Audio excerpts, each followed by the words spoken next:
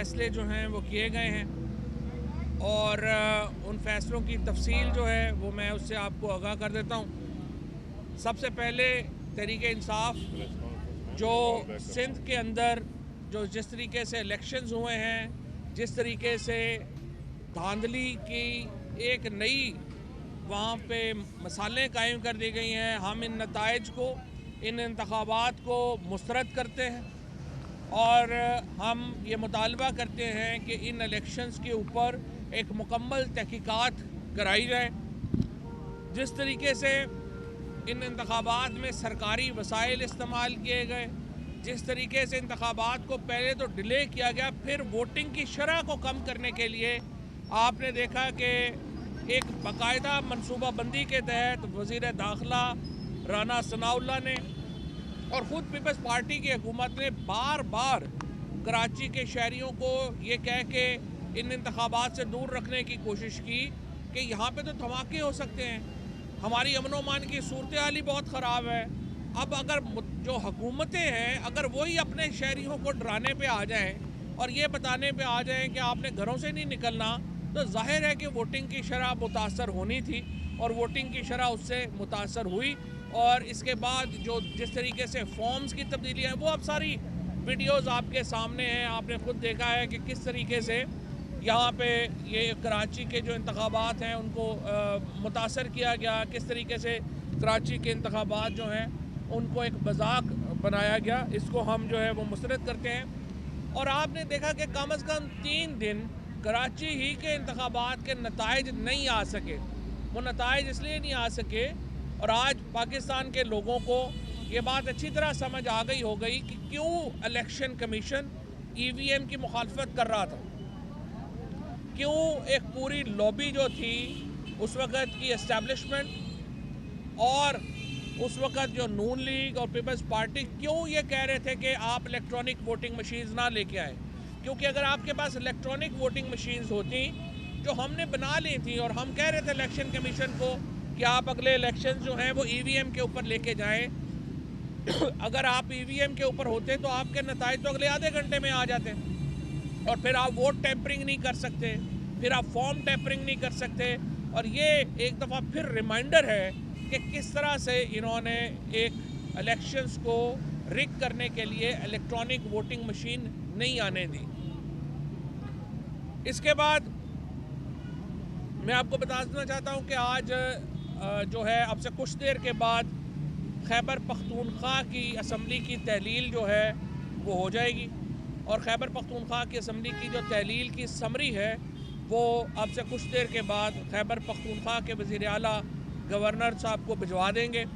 मैं गवर्नर साहब से उम्मीद करता हूं कि वो आइन के ऊपर अमल दरामद करेंगे और जिस तरह पंजाब के गवर्नर ने 48 घंटे इंतज़ार किया, आप इंतज़ार नहीं करेंगे और असम्बली को तहलील करके हम इंतखाबात की तरफ बढ़ेंगे। ये दोनों वो वादे थे जो इमरान खान ने 26 नवंबर को रावलपिंडी के जलसे में किए थे और अल्हम्दुलिल्लाह हमें अल्लाह ने ये तौफीक दी कि हम ये वादे जो हैं वो पूरे कर पाए।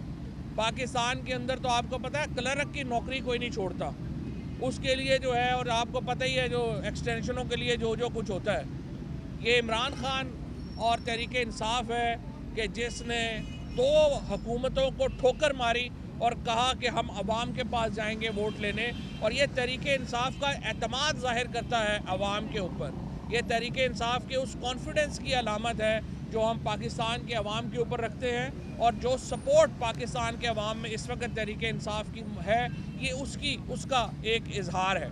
लिहाजा आज दोनों असम्बलियाँ पंजाब के बाद खैबर पख्तूनख्वा असम्बली जो है वो भी तहलील हो जाएगी। हमने जो पार्लिमानी पार्टी है पंजाब के लिए वो मियाँ असलम साहब की सरकर्दगी में जो है वो कायम कर दी है और स्पीकर साहब जो हैं वो पार्लिमानी पार्टी का लिख देंगे।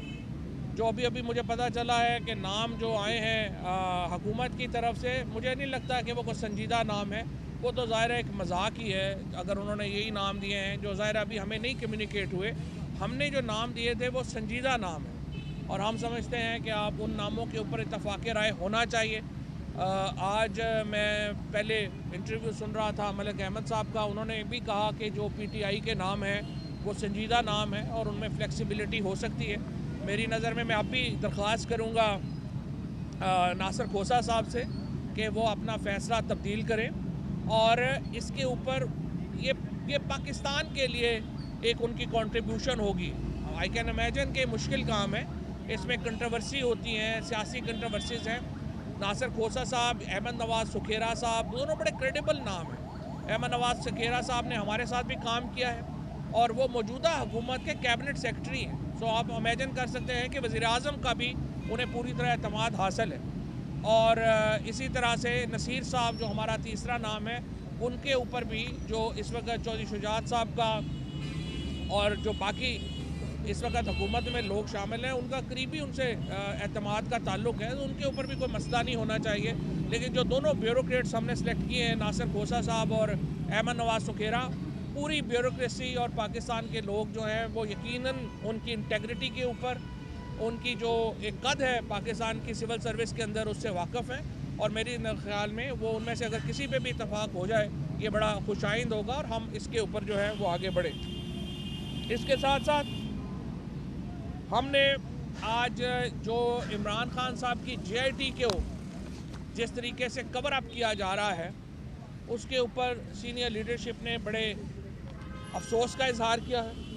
हम ये देख रहे हैं कि मुसलसल पहले आप देखें इमरान खान के ऊपर हमला हुआ, 1867 से ये कानून है कि जो कंप्लेनेंट है वो FIR करवाता है।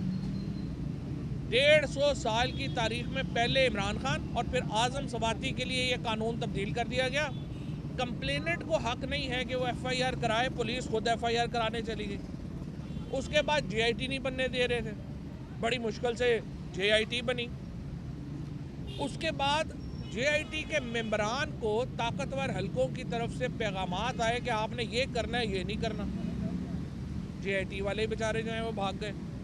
लोग JIT का मेंबर बनने को तैयार नहीं है। ये इस मुल्क में रूल ऑफ लॉ का हाल है, ये इस मुल्क में प्रेशर का हाल है। चाहे वो अरशद शरीफ का तहकीकाती कमीशन हो, उसका भी हाल आप देख ही रहे हैं जिस तरह का वो चल रहा है। और ये इमरान खान का जो जॉइंट इन्वेस्टिगेशन टीम है, इसमें भी आप देख लें। ये पाकिस्तान में, इसीलिए हमने पहले भी कहा था, हम फिर ये समझते हैं कि चीफ जस्टिस साहब, इमरान खान के ऊपर हमला कोई एक आम बात नहीं है। ये पाकिस्तान के साबिक़ वज़ीर आज़म के ऊपर, पाकिस्तान की सबसे बड़ी सियासी जमात और इंशाअल्लाह पाकिस्तान के अगले वज़ीर आज़म को एलिमिनेट करने की साजिश है। ये जिस तरीके से आपने ये इसको लाइटली लिया है, इसके नतीजे में पाकिस्तान को शदीद नुकसान होगा। पाकिस्तान की जो एक समझिए कि जो हमारी पॉलिटिकल एक हमारा जो माहौल है वही तबाह व बर्बाद हो जाएगा। ये इमरान खान जो पाकिस्तान के इंशाअल्लाह अगले वज़ीर आज़म हैं, जिस तरीके से उनको एलिमिनेट करने की कोशिश की गई है, उसके ऊपर हम मुतमईन नहीं हैं। और हम ये समझते हैं कि जो तफ्तीश हो रही है उसके ऊपर हम मुतमईन नहीं हैं और उसमें ज़रूरत है कि उसको चीफ जस्टिस साहब उसका नोटिस लें और इसके मुताबिक जो है वो आगे बढ़ा जाए। अच्छा, अब हमने जो मामला है असम्बलियों का, फेडरल गवर्नमेंट का, जैसा कि मैंने आपको बताया है कि 2 असम्बलियाँ तहलील हो चुकी हैं। अब हमारा तमाम तर फोकस ये है कि वफाकी हुकूमत जो है वो उसको घर भेजा जाए। हमारी ख्वाहिश ये है कि वफाकी हुकूमत हमारे साथ बैठे और हम जॉइंटली एक इलेक्टोरल फ्रेमवर्क तय करें। पाकिस्तान की जो मईशत का क्राइसिस है वो बहुत बड़ा है, लेकिन वो डील हो सकता है। नामुमकिन नहीं है पाकिस्तान की मईशत को फिक्स करना, लेकिन उसकी पहली शर्त यह है कि पाकिस्तान के अंदर एक पॉलिटिकल, एक सियासी इस्तेहकाम हो। अगर वो सियासी इस्तेहकाम नहीं होगा, पाकिस्तान को मुआशी स्टेबिलिटी नहीं मिल सकती।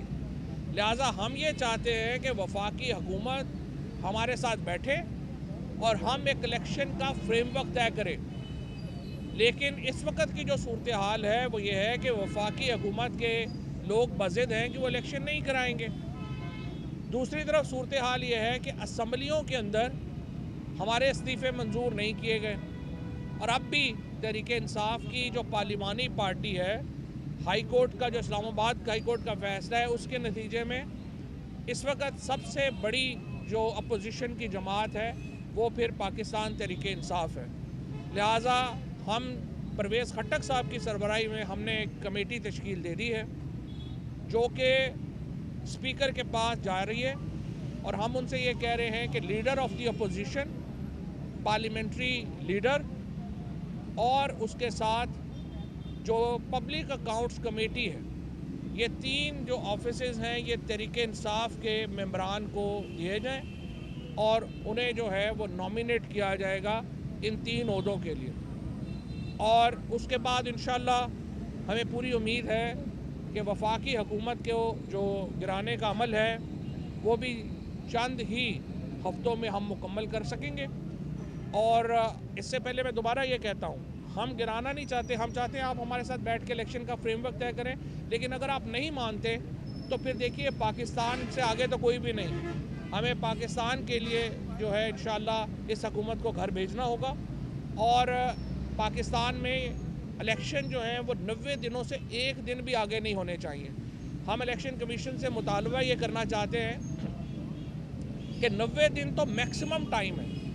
हम ये आपसे मुतालबा करते हैं कि आप रमज़ान शुरू होने से पहले पंजाब और केपी में ये इलेक्शंस करवाएं और इसी तरह से जो फेडरल गवर्नमेंट है वो अगर जल्द डिज़ोल्व हो जाती है तो फिर सारा प्रोसेस जो है वो रमज़ान से पहले मुकम्मल होना चाहिए।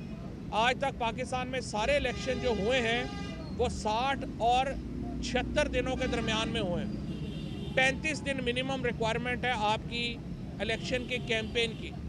लिहाजा बहुत अहम है कि आप ये इलेक्शन जो हैं ये फौरी तौर के ऊपर यहाँ कराएं और वो रमज़ान से पहले करवाएं ताकि लोग फिर इबादत में अपनी इस इत्मीनान के साथ जा सकें कि पाकिस्तान अब इंशाल्लाह महफूज हाथों में है और अल्टीमेट फैसला पाकिस्तान के लोगों को करना है। एरियाज भी बता दें जिस पे वर्किंग शुरू कर दें। डेफिनेटली वो नहीं मानेंगे तहरीक इंसाफ तो मामला इलेक्शन कमीशन में जाएगा, वहाँ पे अगर उनके हक में फैसला हो गया तो आपके पास ऑप्शंस क्या हैं? देखिए ना, पहले तो ये मामला जाना है पार्लिमानी कमेटी के पास। पार्लिमानी कमेटी में ये डिस्कशन होगी। वैसे अभी तक हमें चूँकि ये नाम नहीं आए, मुझे ये लगता है कि ये किसी ने मीडिया में ऐसे जो है ना वो लतीफ़ा छोड़ा है। मुमकिन नहीं है कि इतने गए जो आहद चीमा साहब का आप नाम ले रहे हैं। आहद चीमा साहब तो नैब के केस में को एक्यूज़ नजर था इनके शहबाज शरीफ के, और इसी तरह से जो मोहसिन नकवी साहब हैं वो तो सारे करने कराने वाले हैं।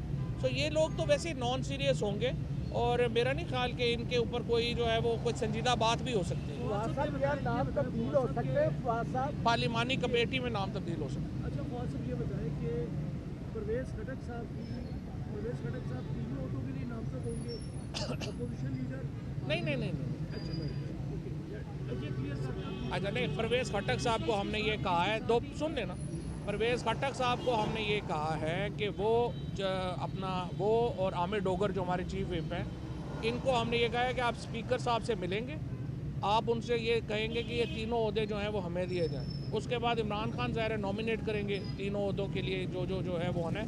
इसके साथ साथ हम मुख्तलिफ़ पार्टीज़ में जो हमारे हम ख्याल हैं उनके साथ बातचीत कर रहे हैं कि अगर वोट ऑफ कॉन्फिडेंस आए या वोट ऑफ नो कॉन्फिडेंस आए तो वो उसमें हमारा क्या ताउन होगा। एक मिनट ख्वाजा साहब, हाउस में वापसी कब है आपकी?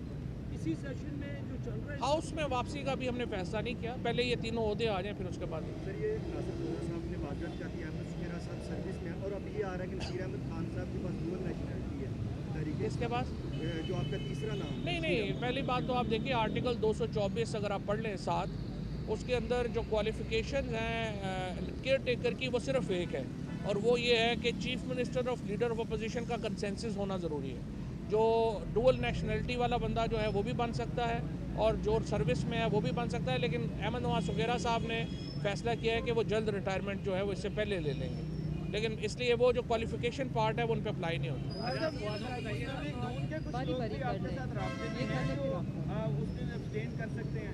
मुस्लिम लीग नून के इंशाल्लाह काफ़ी लोग जो है वो एब्सटेन करेंगे, हमें जितनी ज़रूरत है वो पूरे हो जाएंगे। ये बताइएगा, आप नून लीग से मुज़ाकरा की या बातचीत की बात कह रहे हैं, बार बार राना सना ये बयान दे रहे हैं कि हम इमरान खान को जो है गिरफ्तार कर रहे हैं, तो आपको लगता है कि इसका बयान हद तक है या आपको वाकई कोई हम काम करने जा रहे हैं? ये राना सना चुन्नू है या मुन्नू है। ये जो भी है ना, ये पहले बयान दे रहे थे कि वो लाहौर से नहीं जाएंगे जब तक पंजाब की हुकूमत फतह नहीं कर लेंगे, और उसके बाद जो है ये आपने देखा ही है। मुझे तो जो हालात लग रहे हैं नून लीग के, मुझे तो लग रहा है राना साहब को पंजाब की सदारत भी कुर्बान करनी पड़ेगी। कल वो जा रहे हैं पाकिस्तान से। परवेज भाई ग्रुप का है, वो आपसे इल्जाम होने की बातें चल रही हैं, कितनी सीटों पे आप समझते हैं कि उनको अगर आपके साथ आते हैं तो सीट एडजस्टमेंट करेंगे, आप तैयार हैं? अभी हमारी उनसे जो बात हुई थी, अभी सिर्फ हमने गुजरात और गुजरांवाला डिवीजन रिव्यू किया है। अभी चौधरी साहब ने कहा था कि ये प्रोसेस मुकम्मल हो जाएगा फिर हम बैठेंगे, तो उनको इंशाल्लाह पूरा अकोमोडेट करेंगे। फवाद साहब ये बताइए, जो नसीर अहमद खान साहब का नाम आपने दिया था, इनकी डुअल नेशनैलिटी जो सामने आई है, पहले नहीं पता था इनकी डुअल नहीं, डुअल नेशनलिटी डिस्क्वालिफिकेशन नहीं है 224 के लिए। मैंने यही आपसे पहले अर्ज किया है कि 224(7) अगर आप पढ़ लें तो उसमें डुअल नेशनलिटी होना कोई डिस्क्वालिफिकेशन है नहीं। Thank you. ये बताइएगा कि जो नाम दिए गए हैं आपकी तरफ से और उनकी तरफ से, अगर अखिलाफ नहीं होती इसके ऊपर इलेक्शन कमीशन के फैसले पर आप इस्तेमाल करेंगे? इलेक्शन कमीशन का फैसला हतमी है, ज़ाहिर है। आओ जी आओ।